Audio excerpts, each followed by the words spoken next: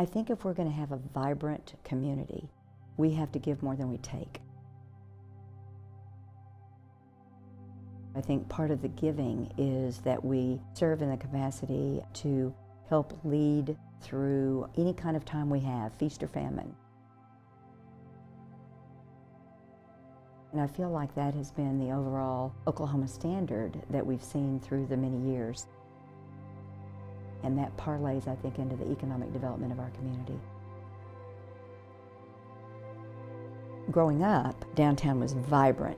And then things kind of went into a state of, decay. But yet, we had particularly mayors to say, you know what, we're going to make a difference. We're going to improve our quality of life.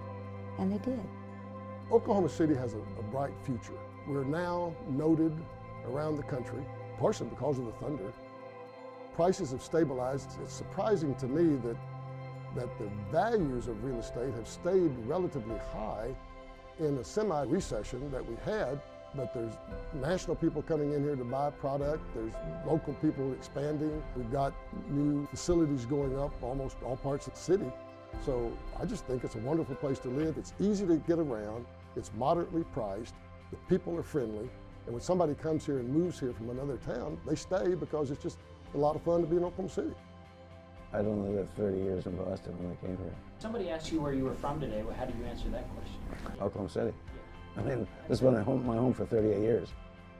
If you go back 25 to 30 years, you go back to this horrific oil bust and, the failure of First National Bank and all of these workout problems that, plagued our market for years.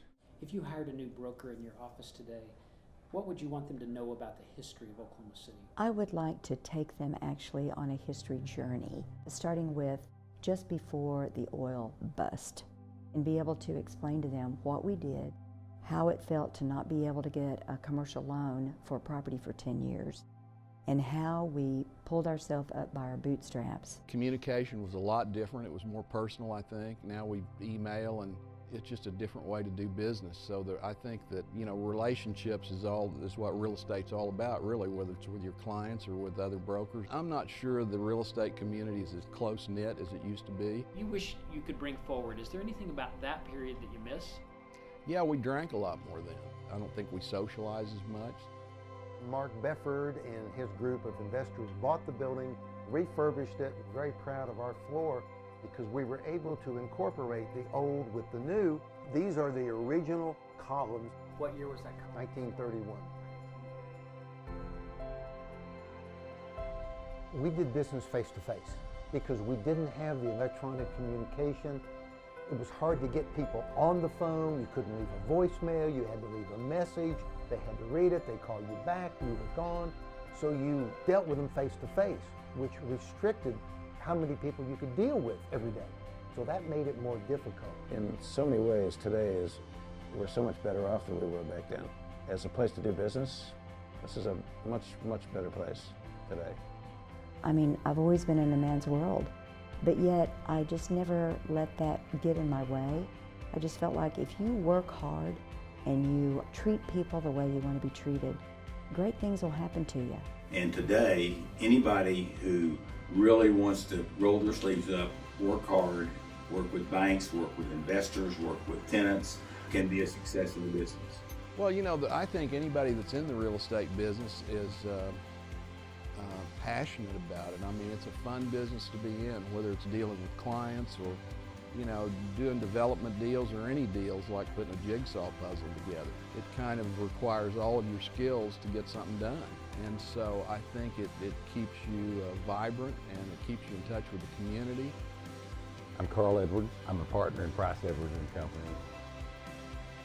I've been in the real estate business for 43 years. 55 years. I have fun. And it's a great business for me. I do it because I love it. I love to give back. I love to see the difference that we can make on a day-to-day basis. Well, I do because I really enjoy it. It's great fun. The money is fun, but I think making the deal is actually more fun than making the money. I was asked by a young person if they should get involved in the industry. I would say if you're prepared to work hard, there's opportunities. The great thing about real estate people is they want to help other real estate people, and it's almost kind of an instant bond. I mean, you talk the same language, and it's a fun deal. CREC was the outgrowth really of the NAIOP.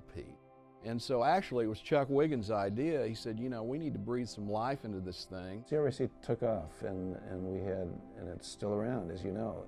I'm very proud to have been involved in the beginning of that effort. You know, the real estate business, as I said earlier, is all about relationships. So I think it provides a forum for us to get together and exchange ideas and do some business. You like the real estate business? Oh, I love it. The motivation of the seller is different from the motivation of the buyer, and everybody benefits.